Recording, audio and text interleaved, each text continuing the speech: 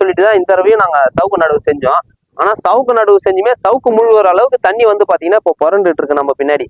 இது வந்து எந்த காரணத்தினாலன்னு கேட்டீங்கன்னா, இங்க ஏரியில இருந்து வரக்கூடிய காவாயில் வந்து பாத்தீங்கன்னா சரியான முறையில சீரமைக்கல. அந்த காலத்துல இருந்த காவாயில வந்து பாத்தீங்கன்னா இப்ப தண்ணி போயிட்டு இருக்கு. அதை வந்து சரியான முறையில சீரமைச்சா இப்ப எந்த ஒரு பாதிப்புமே எங்களுக்கு ஏற்படாது. இன்னொரு மாதங்களுக்கு முன்பே வந்து பாத்தீங்கன்னா நடவு செஞ்சு வீணடைஞ்ச நெற்பயிர்களால நான் ஒரு காணொலி வெளியிட்டு இருந்தேன். அப்போ வந்து பாத்தீங்கன்னா அரசாங்கம் வந்து இதை சரி செஞ்சு தரணும் அப்படின்னு சொல்லிட்டு, என்ன காரணத்தினால இந்த மாதிரி வெள்ளக்காடா இந்த இடத்துல பொருளுது, அதை வந்து சரி செஞ்சு தரணும் அப்படின்னு சொல்லிட்டு ஒரு வீடியோ எடுத்து காணொலியா போட்டு அதை வந்து நியூஸ்ல வர அளவுக்கு நான் வந்து கொஞ்சம் ஸ்ப்ரெட் ஆகினேன் அந்த வீடியோவை.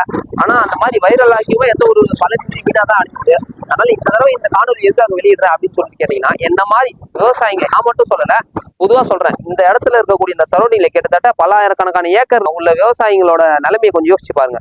நாங்க இந்த சவுக்கு நடவு செஞ்சு தப்பிச்சிட்டோம். ஆனா எங்களை மாதிரி எல்லாரும் சவுக்கு நடவு செய்யல. நெற்பயிர்கள்லாம் நடவு செஞ்சு பல பேரோட விவசாய நிலங்கள்லாம் வந்து பாத்தீங்கன்னா வீணடைஞ்சிருக்கு. அதனால இந்த